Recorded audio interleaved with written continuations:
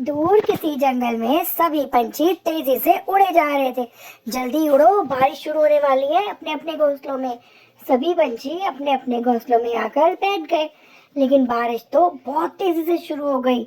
आसमान में काले काले बादल उमड़ घुमड़ के आए जा रहे थे।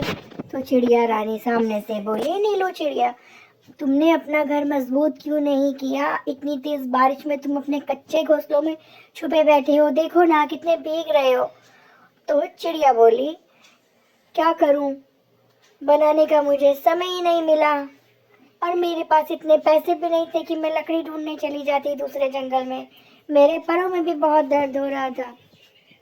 कालू कौवा तो अपने आप को बचाने की कोशिश कर रहा था, लेकिन मैं बिल्कुल भी बच नहीं पाया और थोड़ी ही देर में बारिश और तेजी से शुरू हो गई और जंगल डूबने लगा। मम्मा, मुझे बहुत ठंड लग रही है। टिल्लू बोला अपनी मम्मी से। बेटा, आ जाओ, मेरे पंखों में छुप जाओ। टिल्लू और उसकी माँ एक बड़े से पेड़ के ऊपर अपना घोंसला बनाकर रहा करते थे, लेकिन अचानक से तेज बारिश में उसका घोंसला ढह गया। तेज बारिश में उनका घोंसला टूट फूट गया। और मम्मा, ये कौन सी आवाज आई धम्म की? बेटा, हमारा घोंसला टूट गया है। पूरी रात माँ, अब हम कहाँ जाएंगे? टिल्लू बोला। बेटा, अब हमें रात में ठंड में इसी पेड़ के ऊपर गुजारनी पड़ेगी। पूरी रात टिल्लू और उसकी माँ उसी पेड़ के ऊपर बारिश में भीगते रहे। मम्मा, यहाँ से चलो ना, कोई अच्छी सी जगह देखते हैं जहाँ हमें घर मिल जाए। टिल्लू और उसकी माँ दूर उड़ने लगे। टिल्लू की माँ बहुत रोई जा रही थी। चिड़िया बहुत दुखी मन से उड़ रही थी। टिल्लू अपनी माँ से बोला, माँ, हमें कहीं ना कहीं सुरक्षित सा कोई ना कोई पेड़ देखना चाहिए जहाँ पर बारिश ना आए। और वहाँ पर भी बहुत तेजी से बारिश आए जा रही थी। चिड़िया जितना आगे उड़ती उतना ही हवा से वापस पीछे हो जाती। टिल्लू और उसकी माँ का आंधी से बुरा हाल हो रहा था। वह आंधी में दूर उड़े जा रहे थे। वह अपनी मर्जी से भी नहीं उड़ पा रहे थे। मम्मा, मुझे कुछ दिखाई भी नहीं दे रहा। चिड़िया ने थोड़ा आगे जाकर देखा, उसे बहुत सुंदर जंगल दिखाई दिया। ये जगह अच्छी लग रही है। मम्मा, हम यहीं पर अपना घर बनाते हैं। चिड़िया ने अपने बेटे से बोला, चलो। और वह बांस का जंगल था, वहाँ बहुत बांस उगे हुए थे। चिड़िया ने बहुत सारा बांस इकट्ठा किया। टिल्लू और चिड़िया ने एक दूसरे की मदद से पूरा दिन बांस का घर बनाया। ये लो माँ, छत तैयार हो गई हमारी। हाँ, हमने कर लिया, हमने कितना सुंदर घर बना लिया। टिल्लू बहुत खुश हुआ। टिल्लू और उसकी माँ अपने घर के अंदर आ गए। माँ, अच्छा हुआ हमने आज ही घर बना लिया, देखो ना बाहर कितनी तेज बारिश आ रही है।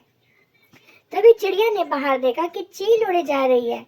चील उड़ उड़ के उनके घर की तरफ आ रही है। बारिश बहुत तेज थी।